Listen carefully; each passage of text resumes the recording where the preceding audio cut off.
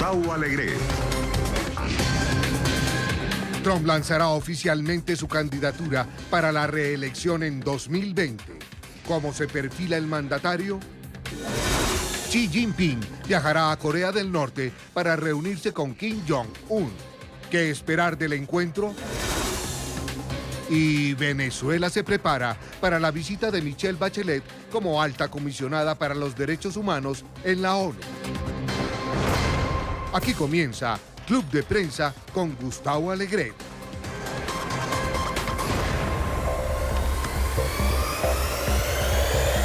Tiempo para el análisis de esas y otras cuestiones de la actualidad hoy con los analistas que ya nos acompañan en este estudio aquí en la capital estadounidense, con Juan Carlos Hidalgo, es analista del Centro de Análisis de Pensamiento, el Instituto Cato. Juan Carlos, ¿cómo estás? Buenos días. Gracias por estar con nosotros.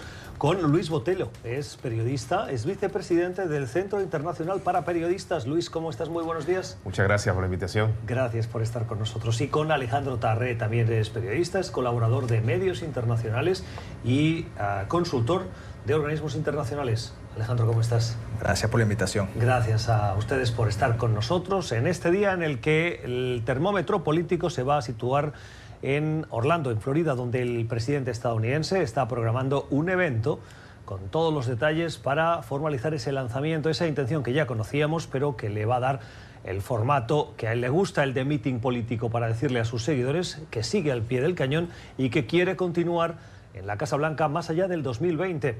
Parece que la campaña electoral nunca terminó, la del 2016, y va a continuar en esta precampaña y la campaña que llegará en los meses anteriores a ese 2020, buscando esa reelección de Donald Trump. Hoy lo hará acompañado de Melania, también del vicepresidente Mike Pence y la primera dama, Karen, la segunda dama, para ser más precisos, la esposa del vicepresidente, y lo hace con un mensaje a sus bases de que Estados Unidos va bien gracias a su gestión, pero puede aún ir mejor y lo tiene que seguir haciendo hasta el 2024, Juan Carlos.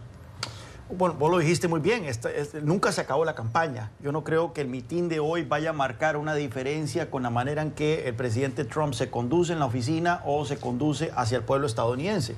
En todo momento ha sido uno de los presidentes más hiperpartidistas que hemos tenido desde que por lo menos en tiempos recientes. Todo lo ha visto siempre con un ojo electoral, un ojo en ni siquiera resolver problemas que él planteó en campaña, sino cómo seguir explotándolos de cara a su reelección, principalmente el tema migratorio, el tema de toda la situación con la frontera con México. Siempre todo ha ido dirigido a darle impresión, a magnificar los problemas más que a resolverlos. Así que yo no creo que lo de hoy vaya a hacer mayor diferencia en lo que se avecina en los próximos meses, en el tono del debate político, en la manera en que el presidente Trump se conduce tanto en política interna como en política exterior. Vamos a ver más de lo mismo, que es este dolor de cabeza que uno se levanta a veces en la mañana, que es un dolor persistente que uno tiene como por aquí. Bueno, eso es lo que ha sido la presidencia de Donald Trump, va a continuar por los próximos meses. Pero su base, que es alrededor de ese 40%, Luis, se siente muy satisfecho y se siente inamovible, porque ven que Trump no es el presidente de un político como otro más, sino que es un presidente diferente que está haciendo lo que dijo que prometería, que lo que prometió, y lo está cumpliendo. Definitivamente yo no desestimaría que la estrategia esa de más de lo mismo de resultados.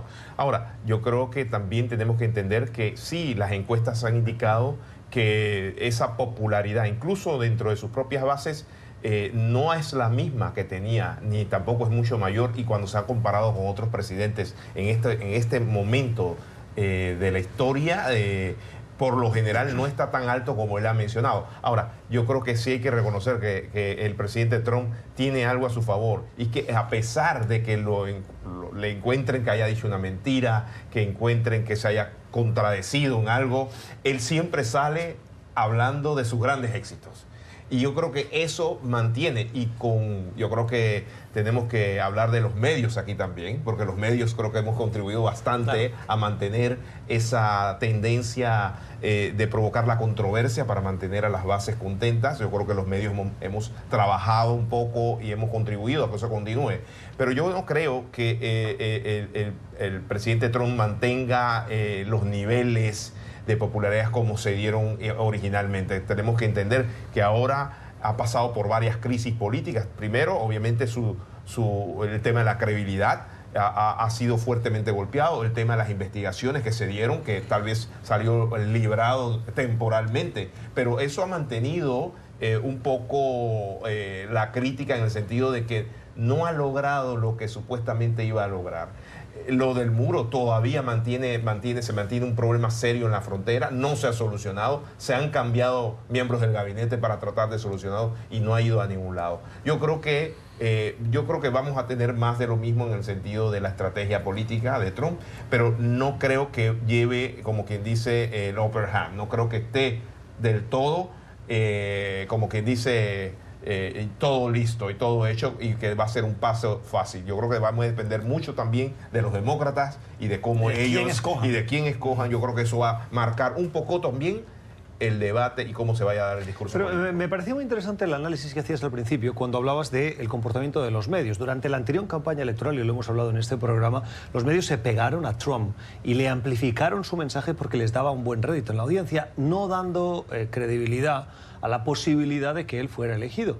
Y cuando el presidente Trump ganó, muchos de ellos dijeron, tal vez nosotros también le contribuimos a hacer en la campaña. Hicieron autocrítica como medios de comunicación, no contra Trump, sino por el rol que ellos jugaron, que tiene que ser un rol neutro, y que no hicieron lo mismo, por ejemplo, con los mítings de Hillary Clinton, dándolos casi por completos, porque Trump generaba más audiencia por el espectáculo y la capacidad que tiene él de comunicar. Claro, también. ¿Esa autocrítica se va a plasmar ahora? Yo creo que vamos a tener que volver a reanalizar esto otra vez. Y yo creo que los medios han aprendido muchísimo y están tratando de evitar que toda la cobertura se dé en la costa este, en las grandes metrópolis, que eso también nos afectó muchísimo. Olvidamos las partes más apartadas del país, que fueron las que al final empezaron a determinar el futuro de las elecciones. Sí.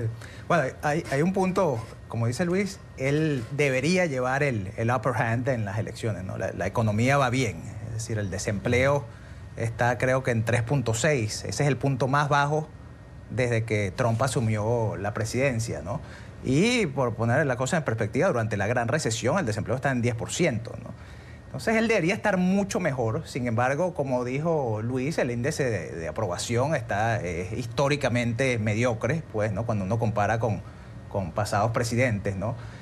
Si uno ve los estados claves que le dieron la victoria, pues en el 2016, los del llamado Rust Belt, Michigan, Wisconsin, Pensilvania, esos son estados donde él está mal en las encuestas ahora. Incluso estados como Florida, Ohio y Texas están muy competidos. Hay una reciente encuesta donde está perdiendo en Texas, ¿no? Que es algo, por un punto. Por un punto, ¿no? Pero él lo ganó creo que por 9 o 10 puntos en las elecciones de 2016. Entonces, él debería estar mucho mejor de lo que está. Dicho esto, es muy temprano para estar haciendo análisis. Las cosas pueden cambiar. ¿Por qué tenemos que creernos las encuestas cuando fueron un fracaso en la anterior ciclo presidencial? Bueno, yo algo que creo que siempre hay que recordar, ¿no? Es que las encuestas siempre, ellos dicen, mira, hay un 90% de posibilidad de que alguien gane, pero eso quiere decir que hay un 10% de que eso no ocurra, ¿no? Y eso a veces pasa, ¿no? Eso no quiere decir que todas las encuestas son una farsa, ¿no? Quiere decir que a veces no... Ahora bien, sí, las encuestas no fue que fallaron. Es que el problema con un sistema electoral como el de Estados Unidos es que no se puede hacer una encuesta nacional, ¿verdad? Y determinar quién va a ser el que va a ganar el voto nacional, que Hillary lo ganó y así lo determinaban las encuestas. Aquí ese problema es que cada estado es una elección, ¿verdad? Sí. Y, por ejemplo, había estados donde las encuestas eran peores que en otros. Por ejemplo, en los del Rust Belt. Los del Rust Belt, yo creo que no se prestó incluso ni siquiera atención a las encuestas, ni siquiera prestaron atención en Wisconsin, en Michigan y en Pensilvania. Habían muchas menos encuestas. Aparte de que siempre se pensó que iba a ser demócrata, o sea, nunca se pensó el nivel de descontento y la afectación que había en las economías en estos estados, que fue lo que determinó finalmente ayudando a Trump por el ataque frontal contra el status quo, ¿no? De que ha dominado la política tradicional de Estados Unidos y que nunca le había prestado atención a estos lugares. Ahora bien, yo había leído un artículo técnico de que el 30% o el no sé cuánto por ciento, pero era más de un quinto de los encuestados nunca contestan la verdadera opción que piensan o se rehúsan a contestar o algo.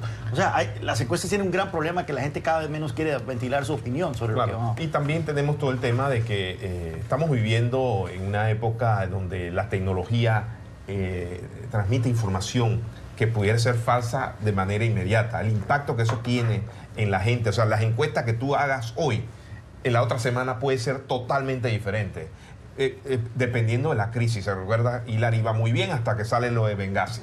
Hillary iba muy bien, de repente le salen los emails, las filtraciones que utilizó su servidor personal. Entonces, esas cosas en un mundo mediático, electrónico, la estrategia de Trump fue muy efectiva, y es muy efectiva porque va al escándalo, va a la controversia, va al choque directo y al de los comentarios no tradicionales, no políticamente correctos, y eso es lo que genera esa reacción viral dentro de las redes sociales. Yo creo que las encuestas hay que medirlas en su justa dimensión, en el sentido de que es una opinión en un momento muy determinado que en cuestión de horas puede cambiar. Las 10:41 en Caracas, en Santiago de Chile y en la costa este de Estados Unidos. Mañana llega a Venezuela la alta comisionada para los derechos humanos, Michelle Bachelet. Llega con una visita de 3 días con la intención de buscar el diálogo, la interlocución con el gobierno de Nicolás Maduro y también con la oposición. Para llegar a este viaje, solicitado especialmente por la oposición al chavismo en Venezuela, pero también con la invitación del gobierno de Maduro, ha sido necesario todo un proceso no muy normal de negociación de los detalles de la visita, y lo que nos está llegando desde Venezuela es que, por un lado, están adecuando y acicalando las instalaciones que visitará, y por el otro estamos viendo la liberación de algunos considerados presos políticos por parte del chavismo. Alejandro, ¿qué tenemos que esperar de esta visita? Bueno, Michelle Bachelet genera mucha suspicacia en amplios sectores de la oposición venezolana, y yo creo que con razón, pues, ¿no? Porque ella fue, cuando fue presidenta de Chile, ella fue tibia, pues, ¿no? Con el chavismo, ¿no? En sus condenas, y también lo ha sido históricamente, durante su carrera con Cuba, pues, ¿no? Me acuerdo que cuando visitó Cuba en su primer mandato no se reunió con los disidentes, etcétera, ¿no? Al mismo tiempo, ella, en el informe que se publicó, bajo es decir, este reciente informe de la ONU que se publicó sobre Venezuela, es bastante duro con Maduro. Es decir, ella también hizo unas declaraciones fuertes cuando detuvieron a un periodista venezolano reconocido en ese momento, que yo creo que ayudó a que lo liberaran, ¿no? Entonces, bueno, vamos a ver, ¿no? Algo que hay que tener mucho cuidado es con esto de los presos políticos, ¿no? Que liberaron ayer a un dirigente de Voluntad Popular y a otros 2 presos políticos, ¿no? Pero hay que tomar en cuenta que en las últimas semanas han arrestado o forzado al exilio o inhabilitado de alguna manera a más de 20 diputados y suplentes, ¿no? Ayer salió el diputado Richard Blanco por Colombia, y publicó una foto en la frontera. Hace unas semanas arrestaron al primer vicepresidente de la Asamblea Nacional, Edgar Zambrano, de Acción Democrática. Es decir, si tú sacas a 2 presos políticos, pero al mismo tiempo has metido en las últimas semanas a 12 más, el gesto no es muy importante, ¿no? Y eso ahí es donde yo creo que no se debe dejar engañar Michelle Bachelet con esta visita. Tiene que ser muy cuidadosa con este tipo de maniobras del gobierno. Yo creo que ella está bastante grandecita como para dejarse engañar. Si se deja engañar, entre comillas, es porque quiere ser engañada, ¿verdad? Precisamente por esa actitud tibia que ella siempre tuvo, sí, no solo hacia la satrapía venezolana, sino hacia la cubana, hacia Ortega y todos los demás dictadores y aspirantes de dictadores de la región. No se espera mucho de esta reunión, de esta visita. Ciertamente el tono del último informe fue bienvenido, pero era lo que se esperaba. Más bien fue una sorpresa. Y el hecho que fuera una sorpresa demuestra la poca fe que se tiene en la figura de Michelle Bachelet. Sí. Bueno, eso es un problema también, que si podemos, desafortunadamente, estas instituciones multilaterales, si bien es cierto han jugado un rol importante en la solución de conflictos a nivel internacional, al mismo tiempo, en ocasiones, y muchos de los críticos han señalado, se ha prestado precisamente para el rejuego político y diplomático, para extender las crisis que en ocasiones se pudieron haber prevenido, como si hubieran tenido una posición un poquito más fuerte. Yo creo que Michelle Bachelet sí es cierto, ha tenido una posición zigzagueante, diría yo, y a veces un poco blanda ante la situación tan grave. Estamos hablando de 3 millones ya de venezolanos fuera, se esperan unos 2 millones más que salgan al final de este año. O sea, yo creo que esta es una situación que a nosotros, creo que a nivel internacional, nos llama poderosamente la atención, que a nivel de Naciones Unidas, incluso Europa ha sido bastante tibia para mí. O sea, yo creo que ellos están tratando de ayudar, pero no han sido enérgicos. Siempre están tratando de ver cómo se extiende la crisis, cómo, bueno, liberaron a uno, pero han puesto un montón más de presos. ¿Tú crees que es comparable eso... la respuesta de Europa de la respuesta de la Secretaría General de las Naciones Unidas, de Antonio Guterres? No, a mí me parece que Europa, si bien es cierto, está jugando un rol importante en la mediación. ¿Y las sanciones? Y las sanciones también, pero me parece que muchos piensan que es porque, bueno, va detrás de lo que está haciendo Trump. No es algo original, no es algo que sale porque ellos quieren inmediatamente. Yo creo que ha sido muy tibio todo. Es como una estrategia de policía bueno, policía malo. Exacto. Entonces Estados Unidos es policía malo, Europa trata de ser un poco más conciliador, si bien con un toquecito de garrote, ¿verdad? Sí, sanciones, reconociendo a Guaidó, pero al mismo tiempo tendiendo la alfombra para las posibilidades de negociaciones, ¿verdad? Y si te pones a ver entonces, ¿cuánta gente está y organismos están tratando de mediar aquí? Tienes al Grupo de Lima, el Grupo de Contacto, está la OEA, Noruega. Entonces aquí el problema, como dice, hay que agarrar el toro por los cachos, ¿no? Y aquí yo creo que todo el mundo está tratando de ver cómo se soluciona esto, pero de forma indirecta. Y el tema Venezuela no es un problema indirecto, es un problema serio, directo, que tiene no solamente ojo, y tenemos a muchos países, como quien dice, preocupados, pero más bien es por el tema migratorio, la crisis migratoria. Está Colombia pidiéndole favores, ahora haciendo un tour a toda Europa, buscando de qué manera los ayudan con el problema migratorio, y que no solamente es de Colombia, sino de muchos países, Perú, Ecuador, que están teniendo el problema migratorio. Entonces, eso me parece crítico. Hablando precisamente de esto, hoy, de hecho a esta hora en Miami, el vicepresidente Pence, acompañado entre otros por el embajador de Juan Guaidó en Washington, Carlos Vecchio, visita el USNS Comfort, que es ese barco de apoyo, de ayuda, de asistencia humanitaria de los Estados Unidos, que vuelve a partir del país para dirigirse a las costas de algunas naciones latinoamericanas con el objetivo de prestar ayuda. El trabajo que está haciendo este equipo de profesionales en el barco estadounidense se ha centrado últimamente en la ayuda a los países que están recibiendo la migración venezolana y que necesitan ese apoyo. Esto me lleva a preguntaros sobre el rol, el liderazgo que está teniendo Estados Unidos, que vimos que tenía una diplomacia contundente, incluso con tintes militares o de amenaza militar, y que en las últimas semanas ha rebajado ese tono y parece que la cuestión venezolana se ha diluido. Creciendo con el tema de Irán, con el tema de China. Pero ese punto yo creo que es esencial también, de que incluso antes de lo de Irán ya venía disminuyendo. Es decir, ya el nivel de atención que se le estaba prestando a Venezuela venía disminuyendo, ¿no? Ahora con lo de Irán yo creo que las posibilidades de que se desvíe la atención son mucho mayores, ¿no? Es decir, esto es un problema serio lo que está pasando ahora con Irán. Y bueno, yo creo que ya esta combinación de este envío de ayuda humanitaria, bueno, que es imposible de criticar, ¿no? Combinado con lo que está pasando en Irán y con la decreciente presión, pues, de Estados Unidos hacia Venezuela, yo creo que está claro que más allá de las sanciones no vamos a ver nada. ¿Por qué ha habido este cambio de opinión o de posicionamiento en el uso del lenguaje? Bueno, yo creo que parte es Trump, ¿no? O sea, han salido muchos reportes, ¿no?, de que él no estaba contento con el tono que le estaba dando Bolton a todo el asunto de Venezuela, que está un poco decepcionado, de que le dijeron que el gobierno iba a caer en no sé cuántos meses y no cayó. Es decir, que Bolton lo quiere meter en 5 guerras, ¿no?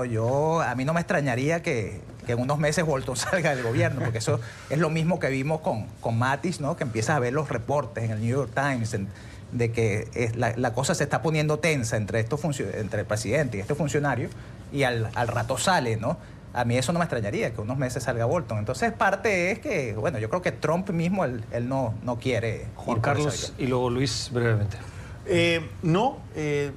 Efectivamente, a mí me da una impresión, por lo menos cuando yo leo las noticias y los comentarios que hacen mis amigos en Venezuela de pérdida de esperanza, y lo que más me preocupa y me llama la atención es el hecho de que la oposición ha vuelto a sacar los cuchillos y empezar a darse entre ellos, ¿verdad? Cada vez veo más críticas durísimas de ciertos sectores de la oposición hacia la figura de Juan Guaidó, que Juan Guaidó había sido el que había logrado lo que nunca antes había hecho nadie dentro de la oposición venezolana, que era aglutinar a todos los grupos, ¿verdad?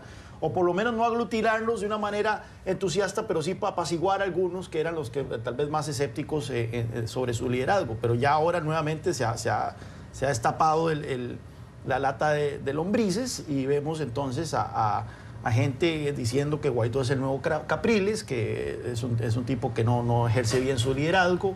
Ya incluso hay hasta acusaciones de corrupción. Estaba leyendo ya acusaciones de corrupción sobre la ayuda humanitaria que llegó a Cúcuta. Sí. Cosas serias. Hemos reportado sobre eso en el TN24. Entonces parece que la oposición nuevamente se está desintegrando y no culpo entonces yo al presidente Trump en este escenario diciendo, bueno, si estos señores no se pueden poner de acuerdo, ¿cómo vamos nosotros a poder ayudarlos? Incluso hubo un reporte, creo yo, en el New York Times o el Washington Post, ¿verdad? Donde Pompeo dijo, yo nunca me imaginé que la oposición venezolana era tan... Fue una grabación media... Estaba tan fracturada. Una conferencia que no era una declaración, sino a puerta cerrada, y parece que se filtra y da a entender un poco la frustración de la administración por la oposición de Venezuela. Yo creo que eso es preocupante. Vamos, cuidado. Seguimos en nuestra mesa de trabajo, análisis con quienes nos acompañan hoy en el estudio, con Juan Carlos Hidalgo, con Luis Botelló y con Alejandro Tarre. El día en el que el presidente Donald Trump se ha fijado en un paquete de estímulo del presidente del Banco Central Europeo, Mario Draghi, quien, para estimular la economía del euro, ha anunciado ese paquete de medidas que ya han tenido una buena repercusión en algunas bolsas europeas, particularmente en el indicador DAX alemán, que a Trump también le ha molestado, por lo que podemos deducir de sus mensajes de Twitter de hace solo minutos, diciendo que es profundamente injusto que Europa se está aprovechando de esos paquetes de estímulo del presidente del Banco Central Europeo, que el Banco Central es, para que nos entendamos, como la comparativa a la Reserva Federal con el dólar en Estados Unidos, anunciado por Draghi. Y dice el presidente Trump que Europa está tomando ventaja, aprovechándose con este paquete de medidas de estímulo de Draghi y compitiendo de manera desleal o injusta con el dólar. ¿Tiene razón el presidente Trump? No, esto tiene que ver más con la dinámica de la economía europea. Recordemos que tras la crisis del euro, cuando en algún momento incluso se contempló la posibilidad de que la moneda común europea fuese a desaparecer o fuese a desintegrarse, Mario Draghi salió en el 2012 a decir que iba a hacer todo lo necesario para mantener al euro como una moneda comunitaria. Y bueno, y eso implicó entonces no solo reducir las tasas de interés a casi que cero, sino también programas de relajamiento cuantitativo masivos que se empezaron a retirar el año pasado. El año pasado el Banco Central Europeo, después de 4 años, 5 años de estar inyectando grandes cantidades de dinero a la economía de la Unión Europea, la eurozona, decidió que ya era momento de empezar a retirar este relajamiento cuantitativo de la misma manera que la Fed lo hizo en el 2015, ¿verdad? Estos eran medidas extraordinarias, se supone que no son medidas convencionales ante una situación económica que se consideraba muy peligrosa en ese momento. El problema ahí es que el trato implícito era que mientras el Banco Central Europeo le salvaba la tanda, como decimos en Costa Rica, a la eurozona, se suponía que los gobiernos de la eurozona iban a hacer reformas estructurales para hacer más competitivos sus mercados, para liberalizar sus mercados laborales y demás, de tal forma que entonces cuando se retirara los estímulos monetarios, las economías europeas iban entonces a ser más competitivas. Pero ¿qué pasa? Que en el momento que el Banco Central Europeo empieza a estimular la economía de manera artificial, el ímpetu por las reformas se pierde. Y eso fue lo que ocurrió en Europa. Entonces, el Banco Central Europeo empezó a retirar sus estímulos. Resulta que ahora hemos visto que el crecimiento europeo otra vez cayó y ha empezado a coquetear incluso con un 0, 1%, y entonces ahora el Banco Central Europeo sale a decir que va a empezar otra vez a medidas de estímulo. Es pensar que iba a haber una recuperación tan rápida también después del golpe económico que había en Europa era imposible. Especialmente estamos viendo cómo la política ha ido cambiando, cómo la fuerza de los ultraconservadores ha empezado a ganar fuerza. Esto tiene mucha relación también con las crisis migratorias, la economía del país. La gente está en problemas económicos serios en Europa. O sea, es más, se le atribuye mucho al problema económico de Europa a el sentimiento antimigrante que se está dando en Europa en estos momentos. Aquí, ¿por qué molesta esto al presidente Trump? Porque un euro barato, o sea, si el Banco Central Europeo inyecta liquidez a la eurozona, entonces esto hace que el tipo de cambio del euro con respecto a otras monedas baje. Entonces es un euro más barato y esto entonces estimula las exportaciones europeas. Y es ahí entonces en donde el pequeño diablito mercantilista de Donald Trump enciende sus alertas, porque todo esto significa exportaciones más baratas europeas que van a competir aquí en el mercado doméstico de Estados Unidos o que van a competir con productos estadounidenses en el extranjero. Y todo eso, ¿por qué en este momento? O sea, ¿por qué en este momento esa crítica? Bueno, hemos visto que él ha mantenido esa espada de Damocles sobre la Unión Europea. Recordás que vino Juncker aquí hace casi que un año, no me acuerdo hace cuánto, y te dieron un beso y de todo para decretar una tregua, porque Trump estaba amenazando con aranceles a las exportaciones europeas, principalmente las exportaciones de carros alemanes.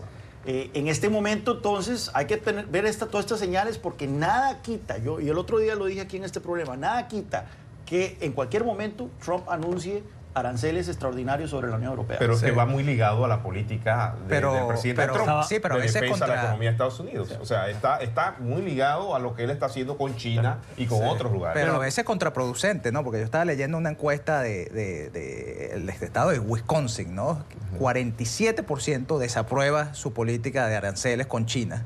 Es decir, dice que es una política mala para el Estado. Solo 27% lo aprueba. Esto es un Estado clave para él, ¿no? O sea, que es una medida a nivel de política interna que es totalmente contraproducente para él. ¿Y por qué? Porque los otros socios comerciales lo que han hecho entonces son aranceles retaliatorios dirigidos. ¿Y qué es lo que han dirigido? ¿Dónde se han dirigido? El queso Wisconsin. Es que no son idiotas, pues, ¿no? Para nada. Y las motocicletas, de Harley Davidson que son hechas en Pero Wisconsin. es una consecuencia previsible. O sea, todo el mundo sabe que... Y ahora el presidente Trump está valorando la posibilidad de ponerle aranceles al vino europeo, que fundamentalmente es vino francés.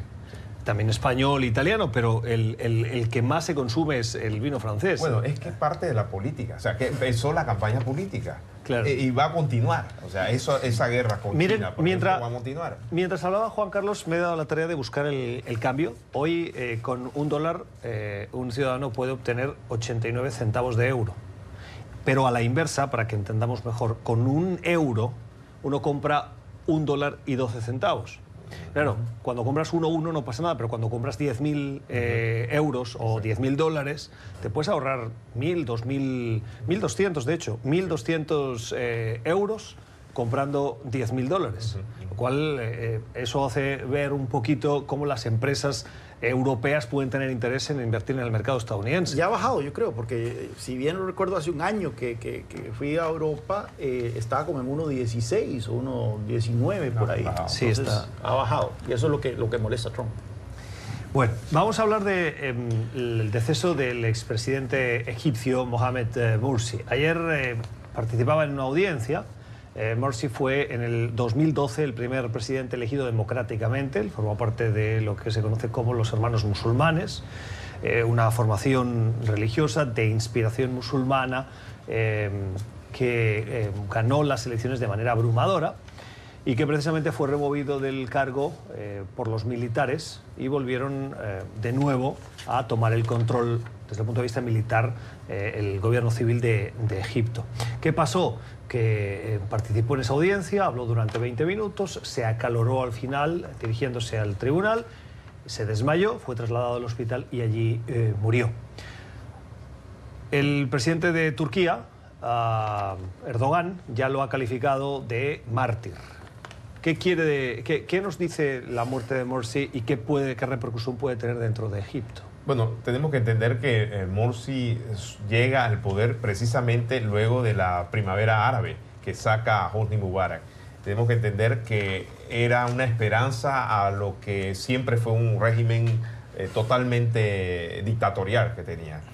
Pero al estar ligado con grupos terroristas, para muchos, los hermanos musulmanes son considerados para muchos como un grupo terrorista dentro del mundo árabe. Y eso definitivamente provocó que las políticas que él llevara tuvieran una gran controversia, crearon una gran controversia, y se da el golpe que Sisi, un ex militar que de hecho trabajaba con Mubarak, lo desplace. O sea, tiene en el poder muy poco tiempo.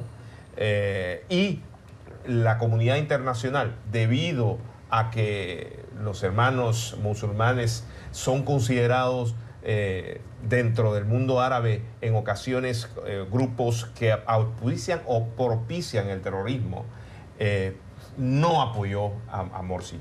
Quedó desfasado, pero la situación, teniendo un militar en Egipto, no mejoró. O sea, las libertades no mejoraron, continuó la censura y continúa siendo un régimen sumamente restrictivo a cualquier tipo de libertad. Bueno, algo relacionado a este punto es que, es decir, las condiciones inhumanas de su encarcelamiento han podido llevar perfectamente a su muerte, pues, ¿no?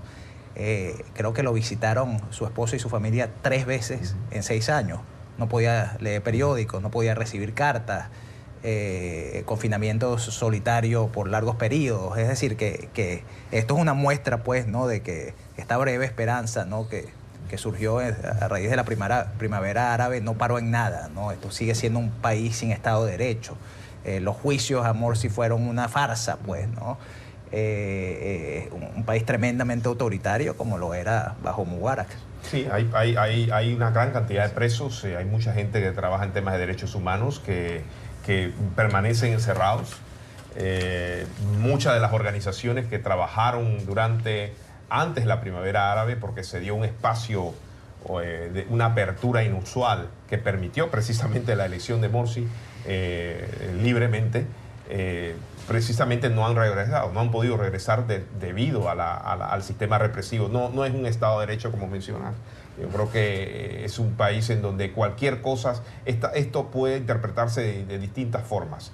Desde que fue algo, incluso no me extrañaría que realmente se convierta en un mártir y que se utilice precisamente para generar una mayor desconformidad. También hemos entendido que en Egipto han empezado a funcionar algunos grupos, creo que el Estado Islámico, y se han dado ya algunos atentados, algo que no se había dado en los últimos años. En cuestión de un año se ha empezado a deteriorar el tema de la seguridad, y acuérdense que Egipto depende muchísimo del turismo y ha empezado a afectarse precisamente por estos atentados que se han dado. Sí, ese es el gran dilema de Egipto, ¿verdad? Porque tenía y no solo de Egipto, sino de otras autocracias árabes, estas autocracias seculares que tenían un dictador, ¿verdad? Y que los países de Occidente, principalmente Estados Unidos, decían, bueno, este es el mal conocido a lo que hay que atenerse, porque la alternativa, y cuando llegó la primavera árabe, que sí, el corazoncito demócrata empezó a latir en ciertos sectores en Occidente, y dijeron, bueno, a lo mejor en el mundo árabe sí es posible una democracia al estilo occidental. Y es cuando entonces Obama sale a apoyar a las protestas en Egipto, a pesar de que Mubarak había sido un aliado histórico de Estados Unidos, y que Egipto es uno de los países que más recibe ayuda militar de Washington. Ahora bien, lo interesante ahí es que rápidamente el mismo Estados Unidos, con Obama, ni siquiera fue con Trump, perdió la fe en ese movimiento democrático cuando los hermanos musulmanes llegaron al poder. Porque los hermanos musulmanes efectivamente son conectados con Hamas, por ejemplo, son parte del mismo movimiento que Hamas, y esto entonces empezó a generar preocupación de que Egipto, que sí era una autocracia, una dictadura secular, se pudiese convertir en un nuevo Estado islámico con unas fuerzas armadas superpoderosas, vecino de Israel, y que eso fuera una fuente de desestabilidad. Entonces, cuando al-Sisi da el golpe de Estado, la reacción en Washington fue ¿saben qué? No nos metemos. No nos metemos, pero es mejor tener de nuevo un dictador que controle eso a tener una democracia que podría degenerar en una república islámica, ¿verdad? Y lamentablemente ese es el dilema de Egipto. Tampoco iba a poder ser una democracia si los hermanos musulmanes continúan apoyando a grupos como Hamas. Exacto. Y a otros. Entonces, es un problema serio que no creo que Morsi tampoco iba a solucionar. Sí. Vamos a la pausa. Al volver hablamos de Xi Jinping. Va a comenzar una visita oficial a Corea del Norte y en las últimas horas hemos conocido también que ha aceptado reunirse con el presidente de Estados Unidos, Donald Trump, en el marco del G20, la reunión que se va a celebrar la semana que viene en Japón. Ya. Seguimos en nuestra mesa de trabajo en este club de prensa, hoy compartiendo el análisis con Juan Carlos Hidalgo, con Luis Botello y con Alejandro Tarre, el día en el que hemos conocido por los mensajes del presidente Donald Trump que el mandatario se va a reunir en el marco del G20 con su homólogo chino Xi Jinping. Y es que la reunión no es baladí, es importante por el conflicto o la amenaza de escalada en esa guerra comercial que mantienen las dos principales economías del mundo y que está preocupando de manera importante a empresarios grandes y medianos de Estados Unidos que ven cómo esos aranceles les están afectando en su día a día, en su producción. Alejandro. Sí, bueno, eso yo creo que desde el principio se ha dicho algo que es muy cierto, que esa guerra no beneficia a nadie, pues no beneficia a Estados Unidos, no beneficia tampoco a China o a cualquier otro país al que Trump decida subir los aranceles, es decir, una movida totalmente contraproducente, ¿no? Yo creo que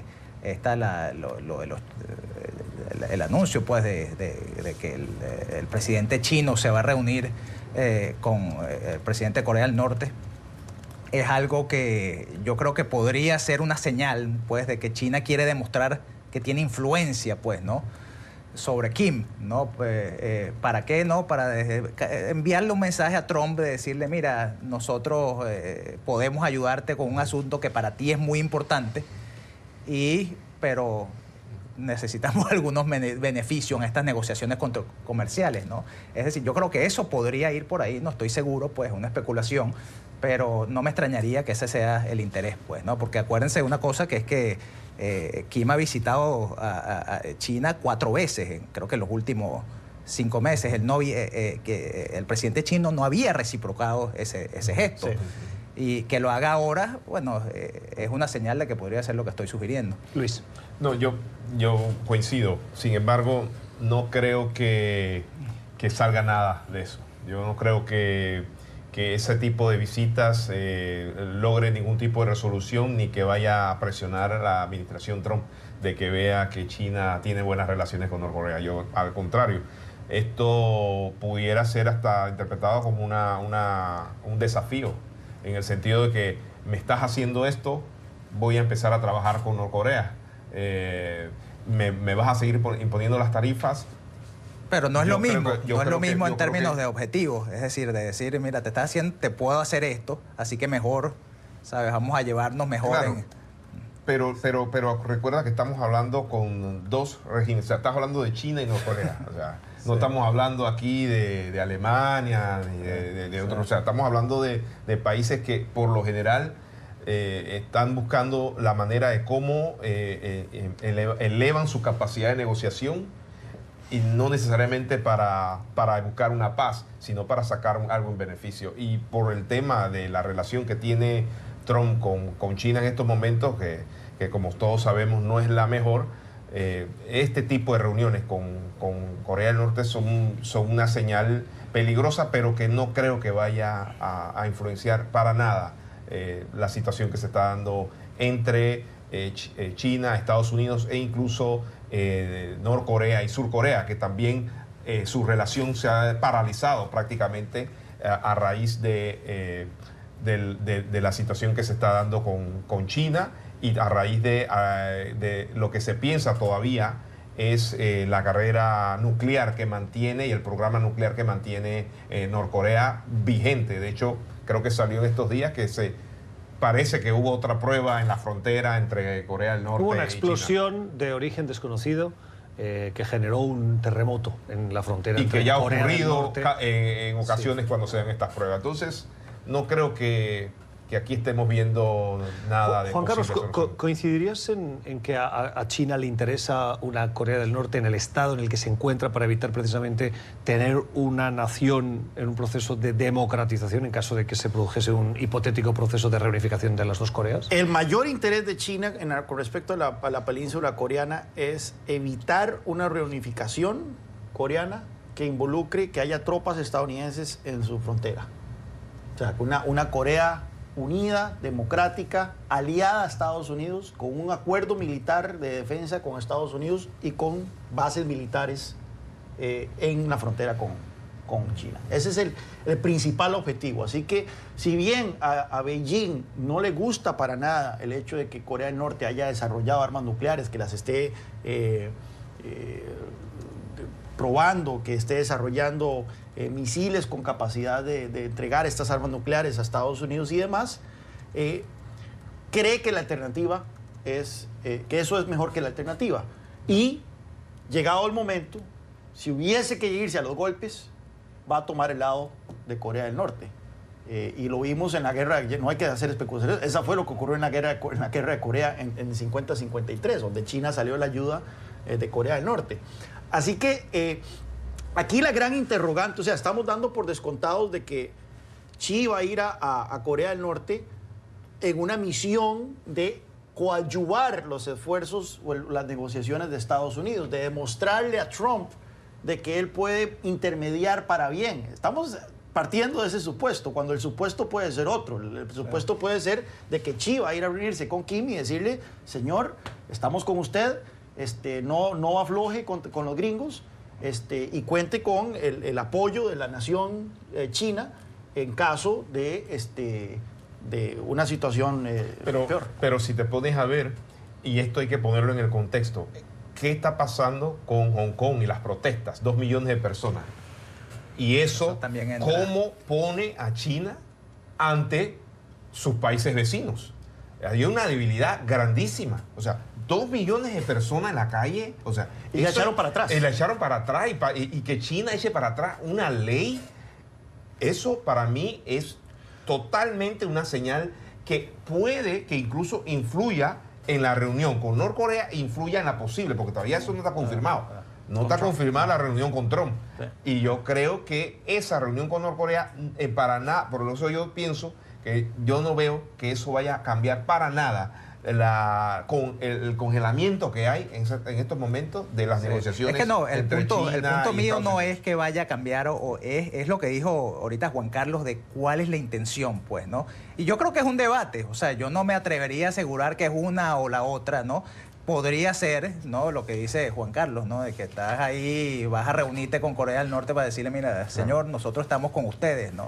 Ahora, también podría ser el escenario. Pero si nos vamos a qué dice la historia en esas relaciones, yo no creo que es para nada de que vamos a solucionar, vamos a hacer una apertura, necesito la ayuda tuya, Kim, para negociar con Estados Unidos. No, pero eso se llama la política, ¿no? ¿Política no es eso? Sí, no es... Lo cierto es que Xi va en una posición difícil. O sea, en este momento, por lo de Corea, lo de Hong Kong. Lo de Hong Kong, yo no sé si lo hemos comentado aquí en el programa, en otros porque no he estado, pero esto es una situación muy comprometedora para Xi, porque Xi y el Partido Comunista Chino ha hecho un punto especial sobre evitar a toda costa que se mande el mensaje en China de que las masas tiradas a las calles pueden tener una influencia sobre la relación de poder gobierno-pueblo. Bueno, vea ahora, y esto se da en el aniversario, el 40 aniversario de las protestas de Tiananmen, sí. El 30 aniversario. Sí.